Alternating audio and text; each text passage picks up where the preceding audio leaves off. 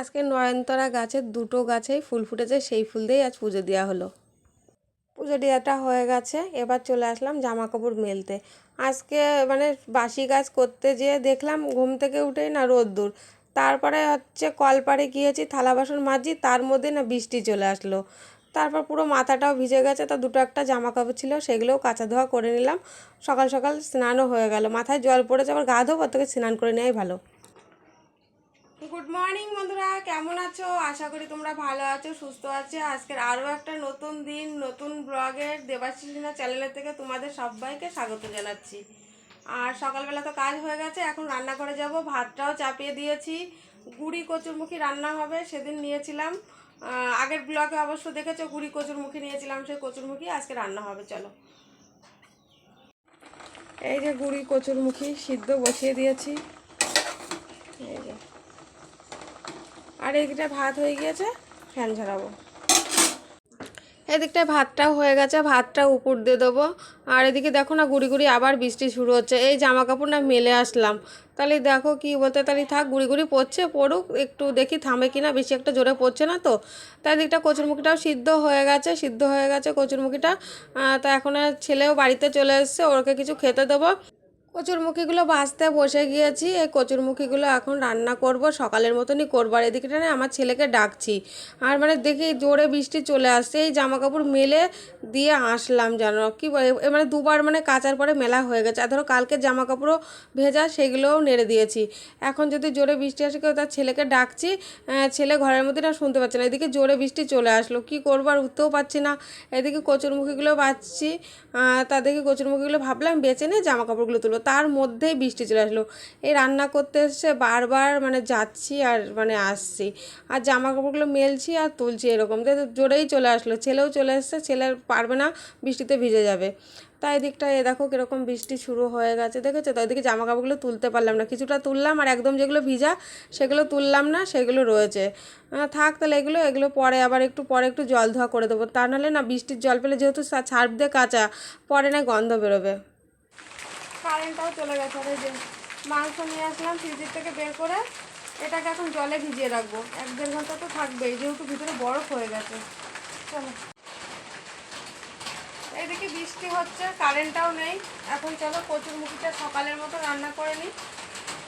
সিদ্ধ করে রেখে দিয়েছি, একটু ঝাল চিড়ে একটু রান্না করবো। এই যে রান্না হয়ে গেছে সকালের মতন, গাটি কচু সকালের মতন করলাম। গাটি কচুতেই সকালে খাওয়া দাওয়া হবে। চলো, ছেলেকে খাওয়াবো এখন। পুরো 1-1.5 ঘন্টা জল দিয়ে রেখে দিয়েছিলাম, তা মাংসটা আবার ভালো করে ধুয়ে নিয়েছি, আর এদিকটায় তেলটাও দিয়ে দিয়েছি। দুপুরবেলা রান্না করতে আসলাম। আর এদিকটায় না আলু না হলে একটু ভালো লাগে না, বড় বড় করে আলু দিয়েছি। মাংস ছোট হোক আর যেমনই হোক, আলুগুলো অনেক অনেক বড় দিয়েছি, মানে বড় বড় কেটেছি, মানে ভালো লাগে, যেহেতু মানে চন্দ্রমুখী আলু তো, নাহলে না গলে যাবে। তাই দিকটা আলুটাও ভাজা হয়ে গেল, আলুটা ভাজা হয়ে গেছে। এবার তেজপাতা দেবো, তেজপাতা দিয়ে মশলাটা দেবো, মশলাটা দিয়ে ভালো করে কষিয়ে নেব, নাড়াচাড়া করব, নাড়াচাড়া করে তারপর না মাংসটা, লবণ হলুদ একবারে দিয়ে দিলাম আজকে মশলা। এবার মাংসটা দিয়ে দেবো, মাংসটা দিয়ে ভালো করে কষাবো, কষিয়ে কষিয়ে তারপরে জল, এখন টমেটো দেবো না, টমেটোটা একটু বাদেই দেবো। মোটামুটি সব কিছুতেই না টমেটো না দিলে ভালো লাগে, মানে আমার একটা মানে কেমন যেন মানে অভ্যাস হয়ে গিয়েছে, মানে যাই কিছু রান্না করি একটু টমেটো একটু না দিলে না ভালো লাগে না। আর টমেটো খাসির মাংস কে কে মানে কারা কারা খাও ভালো, অবশ্যই কিন্তু জানাবে আমাকে। আমি তো একদম টমেটো তো সব কিছুতেই ভালো খাই। আর এদিকটা জলটা দিয়ে দিলাম, আর বেশ জলটু ফুটুক, তারপরে বাদবাকি কাজ করতে যাব। রোদ এসছে এখন, জানো তো। জলটা দিয়ে দিয়েছি, কালারটা কেমন আসছে অবশ্যই বলবে কিন্তু। এই মেঘলা, এই সকালের দিকে কি বৃষ্টি হলো, এখন জামা কাপড় মেলতে হবে, রোদ এসছে, জামা কাপড় সব ভেজা, চেপে বৃষ্টি হয়ে কি অবস্থা হলো। আর এদিকে জামা কাপড়গুলো মেলে দিলাম, আর এদিকটায় এগুলো এখন এটা গুছাইনি, এটা গুছাবো, সব হলুদ টলুদ রয়েছে, এটা গুছাবো। আর এদিকটা তো মুছা হয়ে গেছে, আর একবার মুছতে হবে, যেহেতু মাংস খাই। আর এদিকটা এই যে মাংস হয়ে গেছে, আলুগুলো পুরো গলে গেছে।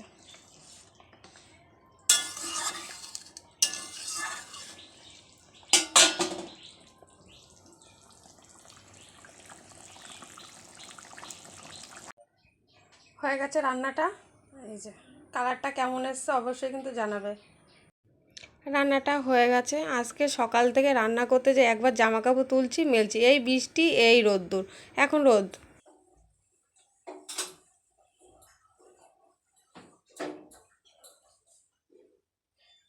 এটা মুছা হয়ে গেল, এবার এটা একটু মুছবো।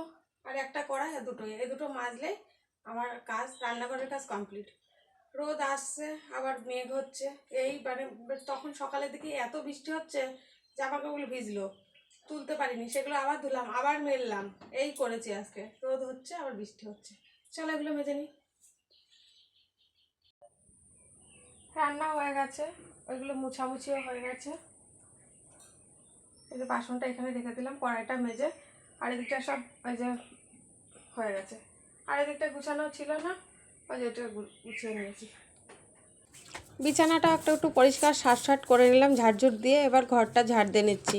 ঘরটা ঝাঁট হয়ে গেলে আমার আর কোনো কাজ নেই, মানে বিকালের মতন কাজটা হলো আর কি।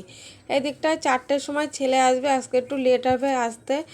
তো ও আসলে তারপরে সবাই একসাথে খাওয়া দাওয়া করবো, দুপুরের খাওয়া আজকে খেতে খেতে মনে হয় অনেকটাই লেট হয়ে যাবে। পরিষ্কার হয়ে গেছে, এবার একটু ফ্যানের তলায় বসবো। বিছানা টিছানা সব গুছানো কমপ্লিট। খেতে বসে গেছি, অনেকটাই লেট হয়ে গেছে আজকে খেতে, তাই দিকটায় মাংস। কেউ আর গাঠি কচুটা খাবে না, সবাই মাংসই খাবে। ছেলে বলছে আমাকে তেল তেল দেখে মাংস দেবা। খাসির একটু তেলটা আমারও ভালো লাগে, আমার ছেলেরও ভালো লাগে। তাই দিকটায় মাংস নেবে। আলু বেশ বড় বড় করে আলু কেটেছি দেখো, আর আলুগুলো কি সুন্দর লাগছে না দেখতে বলো। তাই যে আমিও ওর মাংসটা দিয়ে দিচ্ছি। তাহলে চলো বন্ধুরা, আজকের ভিডিওটা এই পর্যন্তই। কালকে নতুন ব্লগে দেখা হবে। ভালো থেকো, সুস্থ থেকো, আর অবশ্যই লাইক শেয়ার কমেন্ট সাবস্ক্রাইব করো কিন্তু। আর তোমরা সবার মানে আপনজন পরিচিত সবাইকে আমার ভিডিওগুলো ছড়িয়ে দিও, আর তোমরা আমার পাশে থেকো, আর অবশ্যই আমাকে সাপোর্ট করো। সবাইকে টাটা।